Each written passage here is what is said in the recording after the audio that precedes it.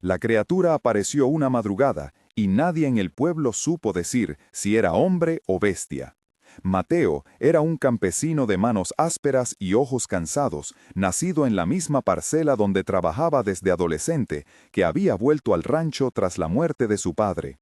Vivía solo en una casa de tejas rojas y paredes cuarteadas, con el corral en la loma y el granero oliendo a heno viejo.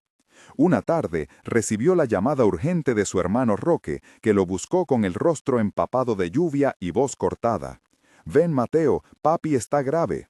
Don Alejandro habló con tono bajo, como quien repite una lección antigua, y le entregó una advertencia que sonó más a mandato que a consejo.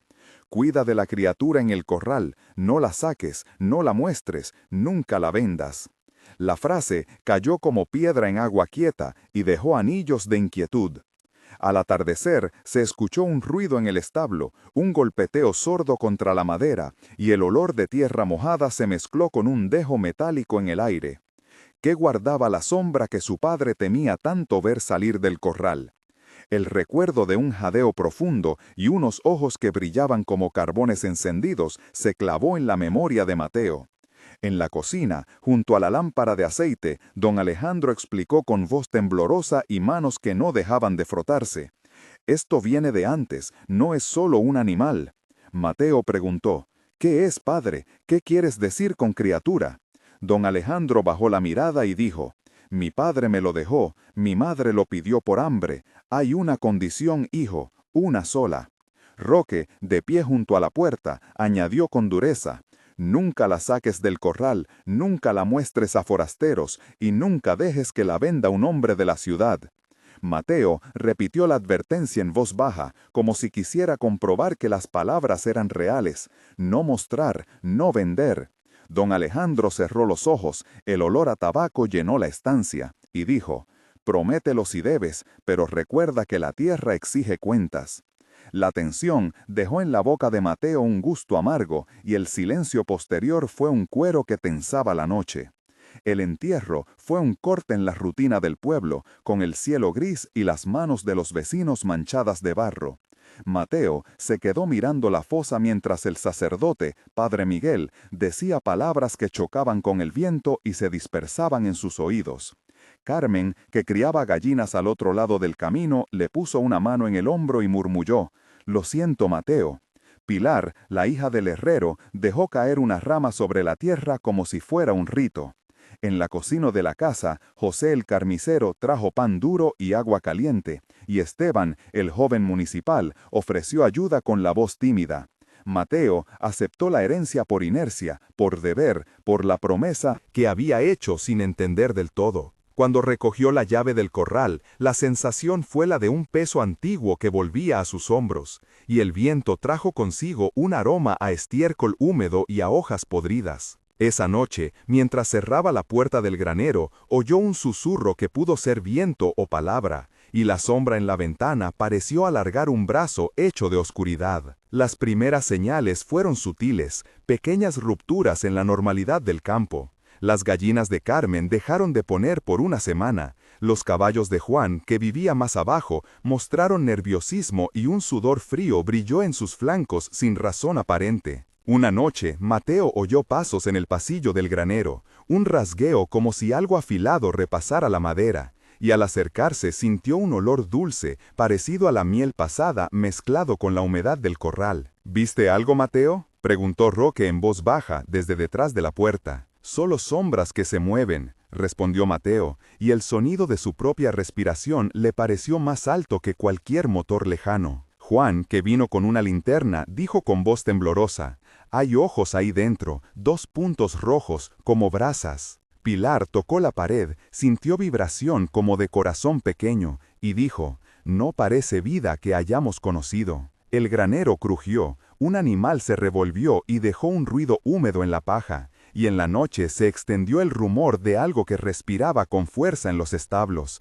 un aliento que olía a metal y a lluvia. La prosperidad llegó de forma inquietante y rápida. Los pastos del rancho de Mateo crecieron verdes donde otros veían hojas secas. La cosecha rindió más que el año anterior, y la leche de las vacas creció espesa y abundante. Vecinos como Carmen, Juan y Roque empezaron a mirarlo con una mezcla de envidia y recelo. Pilar traía comida y preguntas en la misma cesta. En la plaza, el panadero Manuel comentó: «Es como si la tierra quisiera a Mateo». El sonido de monedas nuevas tintineó en la casa, y el granero se llenó de sacos que olían a maíz fresco. Pero en las noches algo cambiaba. Los perros de la comarca aullaban hacia la loma, se oían pasos que no pertenecían a ninguna persona, y un susurro como de hojas secas decía palabras que nadie alcanzaba a comprender. Marta, la costurera, notó que cuando Mateo salía de madrugada, un vaho frío le seguía y dejaba huellas que no eran de botas. En el corral, la criatura encerrada parecía vigilar con ojos que ardían, y el aroma de barro y sangre rozó varias veces la nariz de Mateo. La duda comenzó a envenenar la alegría de la abundancia. ¿Valía la pena la cosecha si cada noche se pagaba con miedo? Si estuvieras en el lugar de Mateo, ¿qué harías al descubrir que la prosperidad de tu familia tiene un precio oculto? ¿Mantendrías la condición por miedo a perder ¿Lo ganado? ¿O romperías la regla exponiendo todo al riesgo? Cuéntanos en los comentarios cómo responderías a este dilema. Empieza tu respuesta con «yo mantendría» o «yo rompería» para que sea más fácil leer las opiniones. Compartir tu postura ayuda a la comunidad a entender distintas reacciones ante situaciones extremas, y tus argumentos pueden inspirar futuros relatos sobre decisiones en el campo. Nos importa leer tus respuestas porque detrás de cada elección hay historias reales que merecen ser contadas. Ahora volvamos a la historia de Mateo y su criatura. Los rumores llegaron hasta el viejo del pueblo, el anciano Tomás, que conocía historias de pactos y cosechas pagadas en silencio.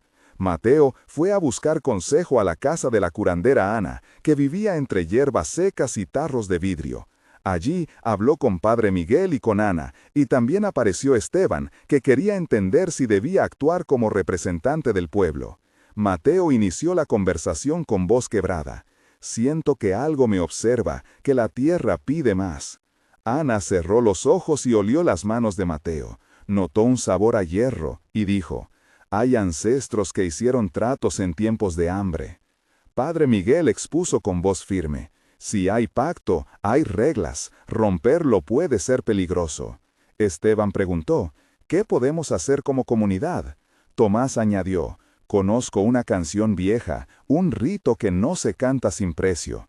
Mateo replicó: «No quiero perder lo que tengo, pero tampoco vivir así». Ana indicó con seriedad: «Podemos intentar apartarla, pero alguien deberá estar para contenerla». Las palabras flotaron en la cocina llena de humo, y el olor a raíces y a cera quemada pareció intensificar la sensación de que cada una de ellas tenía un costo. Llegó la noche del enfrentamiento, y Mateo decidió intentar romper la condición que había mantenido por obediencia. Reunieron a Pedro, amigo de la infancia, a Carmen, a Pilar, a Juan y a Roque, todos con linternas y crucifijos improvisados, aunque ninguno creía del todo en aquello que pedían que se cumpliera. Afuera, el granero olía a paja húmeda y algo más, como carne caliente. La criatura golpeaba la puerta con un sonido que era mitad uña y mitad viento contra la madera. Mateo habló primero: «La voy a sacar, ya no soporto esto». Roque respondió: «No, hermano, no lo hagas, acuérdate de la promesa». Mateo replicó: «Promesa no fue hecha por mí, fue impuesta».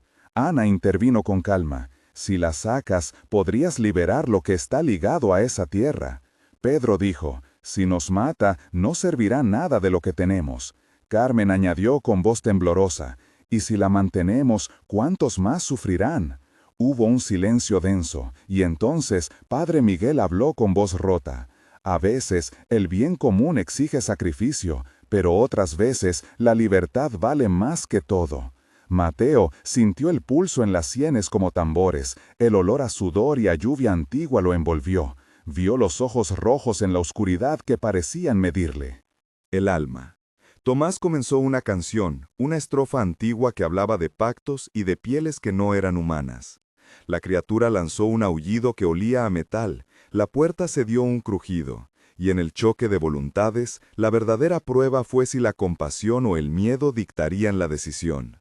Corrió un rato de caos cuando intentaron abrir el corral. La criatura se movió con una velocidad inesperada y dejó un hedor a sangre y flores marchitas. Mateo, tambaleando, vio cómo la tierra absorbía las gotas que caían de la bestia y parecían salpicar la hierba con brillos que recordaban monedas antiguas. Juan gritó, ¡cuidado! Pilar lloró, no quería esto. Pedro forcejeó con la puerta mientras Ana cantaba, su voz olía a romero y a cuero. Padre Miguel repetía oraciones que sonaban a viento en una bodega. La criatura rozó a Roque y el tacto dejó en su piel una sensación de frío y sal, como si lo cubrieran con una capa de madrugada. En el momento decisivo, Mateo dejó ir la cuerda que la sujetaba, no por valentía sino por agotamiento, y la criatura se deslizó fuera como si siempre hubiera estado buscando la noche.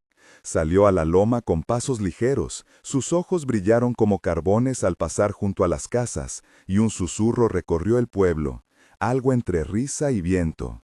Nadie supo si huyó o si se mezcló con sombras ya antiguas, pero la sensación fue la de un pacto quebrado y una deuda que había saltado de dueño. Al amanecer, la vida parecía igual, pero no lo era. La cosecha empezó a marchitarse en partes, y en otros campos la tierra seguía siendo fértil sin razón clara. Mateo dejó la casa y la tierra con las manos vacías, llevó consigo un saco con pocas pertenencias y el peso de lo que eligió. Carmen continuó con sus gallinas, pero miraba a la loma con desconfianza. Roque se quedó a vigilar el corral, Pilar cerró las persianas de su taller y Pedro partió con el recuerdo de la criatura en la espalda. La comunidad discutía si lo que hicieron había sido justo o temerario, si la libertad de Mateo valía la tranquilidad que habían perdido. Tomás volvió a sus cantos, Ana guardó sus hierbas, y Padre Miguel dijo en voz baja que algunas maldiciones no se rompen del todo, solo cambian de forma. Años después, se seguían oyendo pasos en la noche, y a veces, cuando la luna estaba baja, los perros aullaban mirando la loma como si reconocieran una presencia que aún rondaba. La tierra siguió cobrando cuentas a su manera, y el nombre de Mateo quedó en la memoria del pueblo como el hombre que decidió elegir entre prosperidad y miedo.